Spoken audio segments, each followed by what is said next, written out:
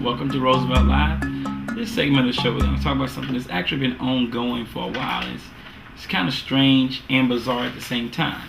And we all know Spike Lee. He's been around for a long time. He was born actually in Atlanta, Georgia, and finished his schooling, his film school in New York, and went on to make he was a part of, whether he was acting or screenwriting or directing and producing, some 49 different films, not counting commercials, Ben and Jerry, Taco Bell, the old, if some of us that's much older remember the old Michael Jordan Nike kind of commercial that he was doing. I can't even remember the slogan from it, it's been so long ago.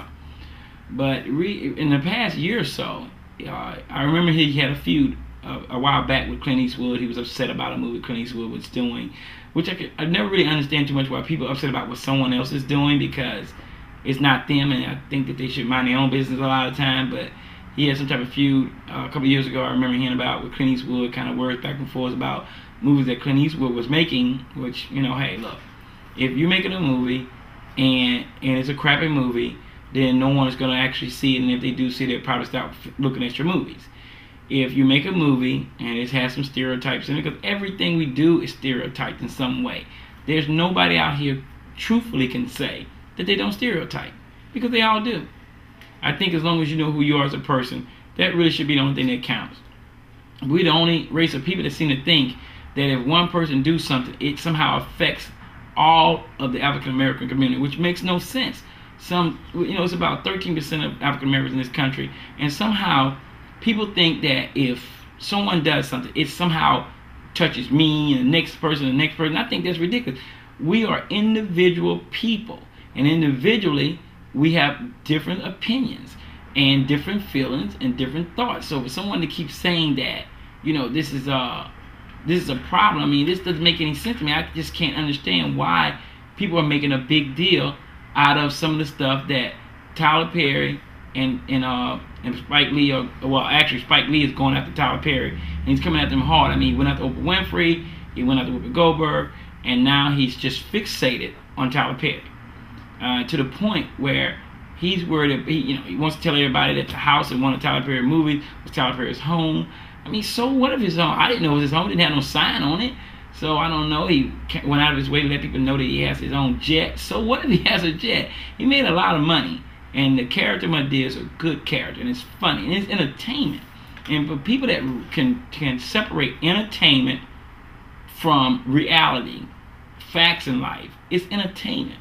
Madea, he's entertaining us with his different characters as he played, like Flip Wilson that played, Geraldine, the Flip Wilson show. Did that sit African Americans back 300 years, 400 years, 4,000 years? No, because it was a character that was being played. I don't understand why he related the old Amos and Andy, to Tyler Perry, saying that, we have a African American president and he sent us back to the days of Amos and Andy. Well, that's stupid. For people that don't know the origin of Amos and Andy, before television came about, they did radio stuff, and they were two white guys imitating two black men, kind of southern type of accent, and for comedy reasons, some people may take offense to it, some people may have not taken offense. When the Amos and Andy show actually came on television, the actors that played Amos and Andy was actually African Americans. They chose to play those roles. They got paid for doing that, and they could have always opted out and said, I don't want to do it. Well, they would have found someone else. We have watched lots of programs over the years, of people playing characters. It's no big deal. I watched the Jeffersons. I watched George Jefferson, the guy that played George Jefferson, at least anyway. Sherman, I forgot his name. But anyway, I watched the Jeffersons, and the concept of the Jeffersons was George was always talking crazy, saying something ridiculous, wasn't understanding certain words, etc. But through all that, he was navigating his way to a chain of dry cleaners, and he, the song, he moved on up to the top. We know it. I'm not gonna sing it because I can't sing, but you know what I'm talking about. I found the show to be entertaining. I didn't find it offensive. I didn't feel like he set me personally back anywhere, because I got common sense. I know where I'm going. I know who I am. So by shows coming on, I don't see how they literally affecting a race of people. I just don't get it. Some people may say, well, then something's wrong with me. No, I think beg to differ. Something's wrong with them that will attach themselves to a sitcom and claim that the sitcom somehow is affecting them. If the sitcom is affecting them because of what? We saw Good Times that was shot in the project in Chicago. That's where the theme came from, and we saw them for years on there, and watched our whole family growing up in the project and trying to struggle to make ends meet. Is that reality? For some African Americans, it is reality, and for some, it isn't reality. Some other Americans that's not African American, it's reality for them too, and for some others, it isn't. Well, I watched Archie Bunker. It's one of my favorite shows. I had a good time watching Archie Bunker. I thought it was a funny show. He was a funny guy. I enjoyed his character, and I know again it was a show. Is there some people out there that may have had some of the philosophy that he had in the show? I'm sure it is. It takes all type of people in this country to make this country work. So it's not going to be always people thinking about these things and wanting to mimic these things, but to somehow, to me, undercover saying that we as African Americans don't understand the difference between media and reality, that we can't discern what's funny and jokeful in sitcom, into we are afraid somehow it has affected us directly. I cannot begin to imagine how a movie, a play, if that's the case, then boy, I can tell you my opinion, and I'm saying this tongue in cheek, but if we are affected by a sitcom, then we as a race of people got some serious problems. Then that's like saying we're not intelligent, because somehow we can't distinguish the difference between the two. Somehow it's going to affect our education. Somehow it's going to affect the way we do work. Somehow it's going to affect the way we raise our kids. It's just stupid. It's utterly ridiculous for anybody to get out there and say that he's setting us back 100 years, 200 years, 300 years. It just makes no sense, people. No sense. I don't know what Spike Lee's problem is. I'm not sure what's his connection, because I saw his movies. I saw not all of them, but I saw several of them. And if you want to complain about people being set back, well, I can look at Mo Bella Blues, for instance, and I can see the character Denzel Washington played one of the musicians, and I remember in that movie he had 2 women. Is that negative on African Americans that he was sleeping in the movie with 2 women, playing on both of them? Is that a negative? In the movie, Spike Lee was gambling, and the people came and beat him up and crushed his glasses and stuff because they wanted their money. Did that make somehow me go out and be borrow money to go gamble with? No, it did not.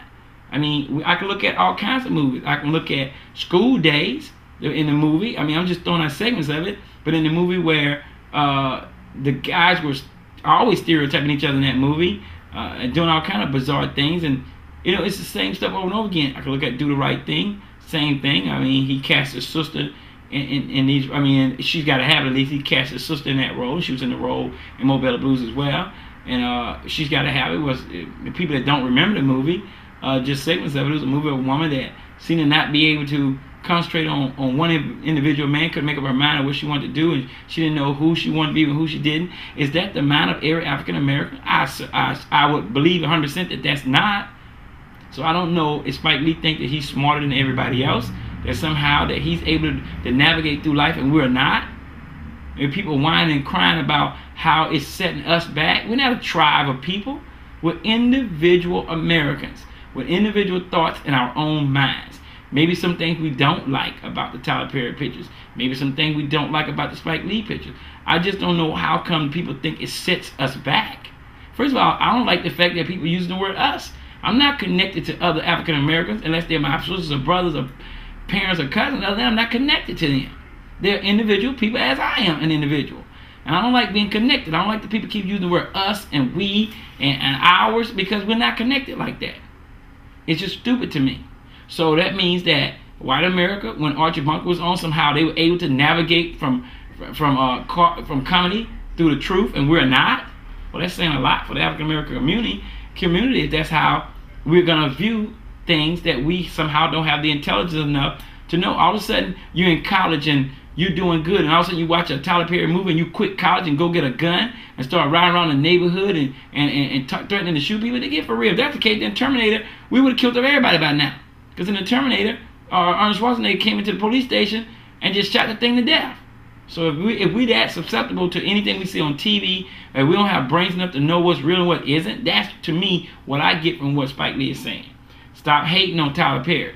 Is a good character as my dear character is. Complain about meeting the Browns. Complain about meeting the Brown because Mr. Brown talks crazy and dressed in funny clothes. It's a character. Have you ever heard the guy speak in real life? Obviously, he sounds nothing like that. He doesn't have all that gray and stuff. He obviously do that for the show, and even if he did, that doesn't make you crazy because you got gray hair or gray beard or whatever. But I don't watch Meet the Browns only because not because I am a hater of Tyler Perry. It's just I'm not one to watch a lot of sitcoms anymore. I have seen the show before, but I'm not watching it because I feel like somehow I've been set back 300 years. I mean, Spike Lee is stuck in an era. I mean, if you look at the name of his production company, it's called 40 Acres and a Mule. I mean, that's his production company. What kind of he's entitled to that name? But see, that name, what's in a name? People say, think about that name. Think about that name, and then you can understand why he has this problem and this mentality that somehow we are reverting back to slavery because Tyler Perry is doing a movie or doing plays. It's stupid. It makes no sense to me whatsoever, and I think he needs to move forward. He's done some good stuff. When he did the documentary for Malcolm X, that was a good deal. It was a good movie. It was not entertaining as and ha funny, but he told a story. I watched the movie. I read the book. I thought it was okay. I don't like Spike Lee in his own movies because personally he cannot act.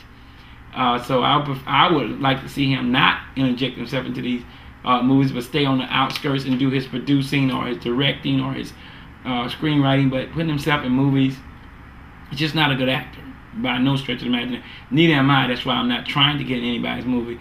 But I just don't think he should put himself in. I think the movie would be a lot better if he put other characters in there and not himself. But I guess if no one's going to cast you in something, then you cast yourself in it. I guess that's how you get in front of the camera. But I'm not knocking him for it because he's in charge in some of those situations that he can do that. But I just don't see, when I look at his movies, I don't understand how he can complain about the stuff that Tyler Perry is doing.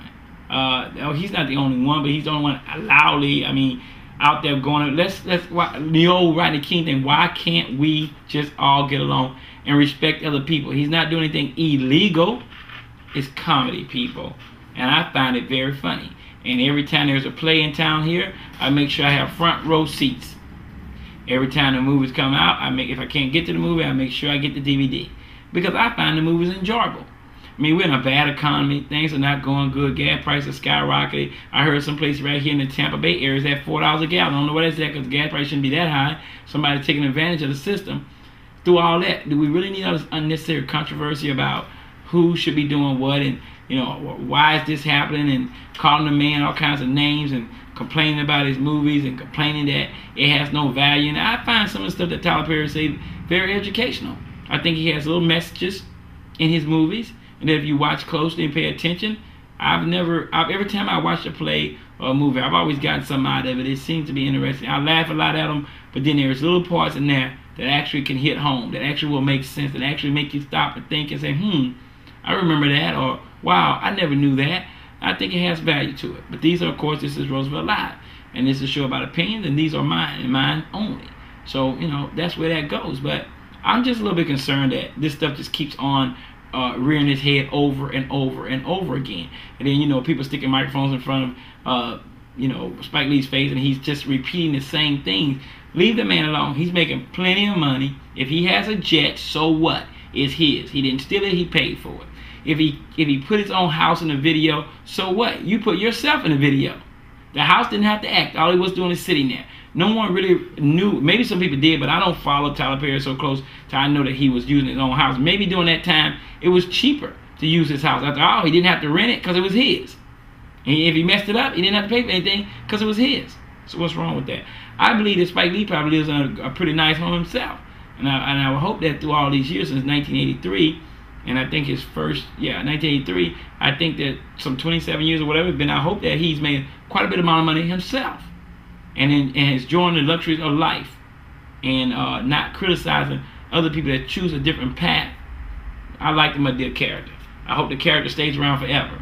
And then when I look at the movies of Spike Lee, I noticed that a lot of the people that was in the movies were people that was up and coming. At the time, Denzel Washington had made other movies, of course, but I remember him being in Mo Better Blues, and even though he's in what's the name of the other one? He's a more recent one that was a better movie, Inside Man. Now that's Denzel at his best because he's already was branded way by then. He was branded, but early on, Denzel Washington was in some of Spike Lee movies, along with Wesley Snipes, before he really was able to get out there in some of the early movies. I think he was in Jungle Fever. And the funny thing about the Jungle Fever thing, he complains about people being in movies and stuff, but I noticed that in Jungle Fever, the one that Wesley Snipes was having an affair with was an Italian lady, and then the lady he was married to was a lady that she was so light and bright, she could have been white, okay? And so why did he put no dark-skinned women in there? Since he's gonna complain about somehow Tyler Perry doing things that is contrary to black people, is the reason why I put no dark-skinned women, dark-skinned black women that can act as well. Just go figure. Just my observation, what I've seen. So who's to say? Then you move forward past that, and I looked at the fact that he had Halle Berry in his movie, he had Samuel L. Jackson, and these people was getting out there at the time. But I noticed Tyler Perry have people in his movies that is some of the people in there that's been passed by over the years. He says that Tice was in his movie. He's had people in there. He brought a lot of Janet Jackson into it, even though Janet Jackson had acted before, but he's brought her into her own, and now she's starting to do some of her own stuff. And he brought a lot of people back that at some time the industry had to let go or don't call anymore, and he was able to bring some of these people back and get them some roles. And he also brought some new talent in that's looking to come in and do some stuff. And Tyler Perry, tell you, he's out there on YouTube checking out things. And I know when I saw his recent play here, I guess Madea Goes to Jail, whichever one it was that the movie spun from this time, I think it was that one.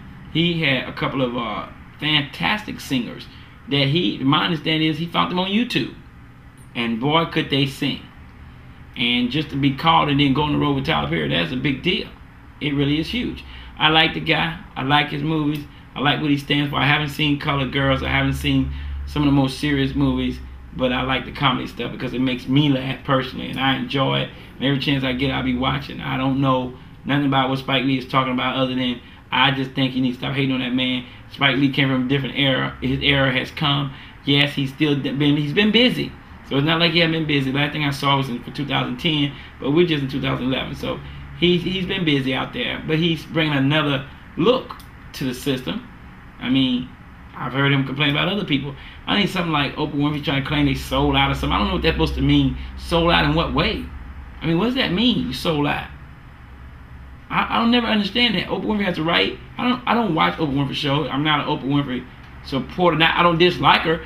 The show just not for me, so I don't look at it.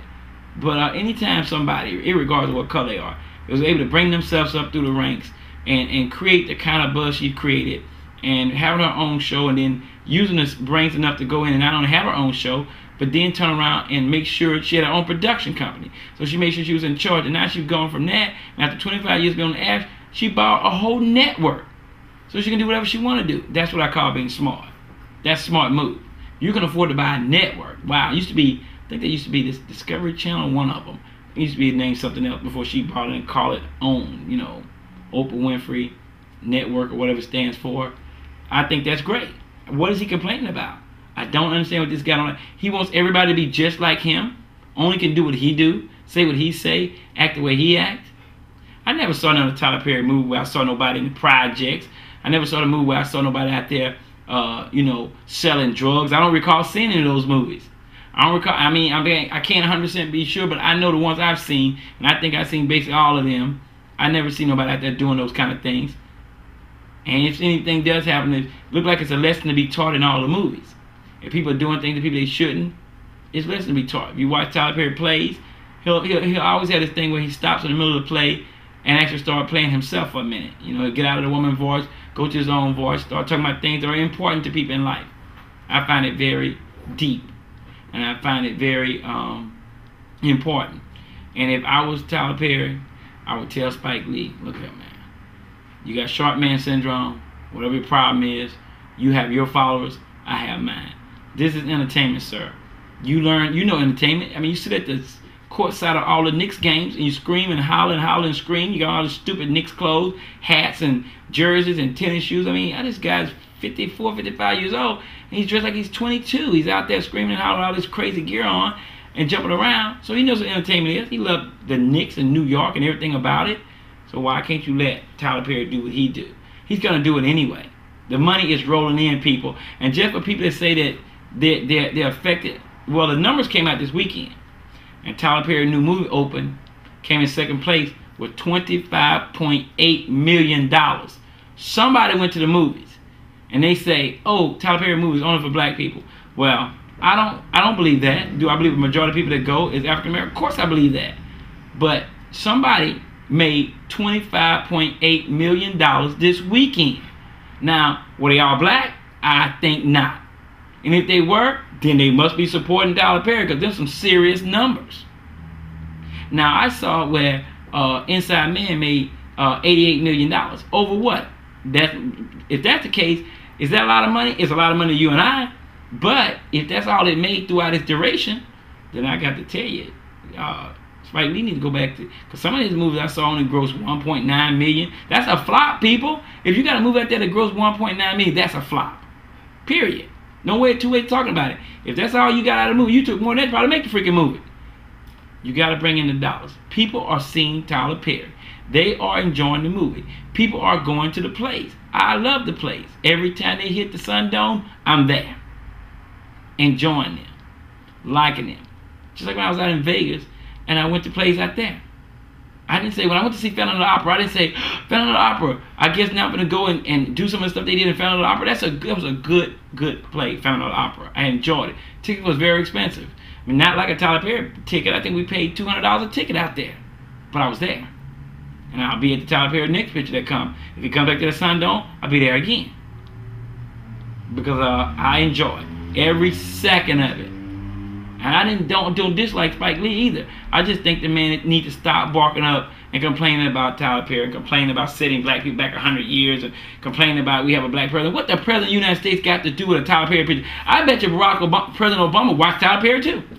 I bet he watched. He's seen him. He's seen him. He can't help but see. I think everybody in this country, somebody, let me rephrase that, not everybody, but I bet you a majority of people around here seen or know or heard of Tyler Perry in one form or another, because the man has skills. And I honestly believe a little bit, just my opinion, that Spike Lee may have just a little bit of hater in him. Just a little bit. He's a little guy, he might have a little hater in him. And hating a little bit on the man, because some of the Spike Lee movies, like I said, I don't want to be repetitive, but some of Spike Lee movies is questionable too. If you're going to start questioning someone sitting somebody back, I can go back to those movies and find things in those movies that I thought was kind of crazy. So it happens every day, people. Those are my opinions, though. Everybody's entitled to theirs. I'm going to always voice mine. That's why I'm here on Roosevelt Live, so I can go out and say how I feel about certain things. I don't like to make stuff like this a black and white issue, because I don't think it has anything to do with it. The box office has spoken.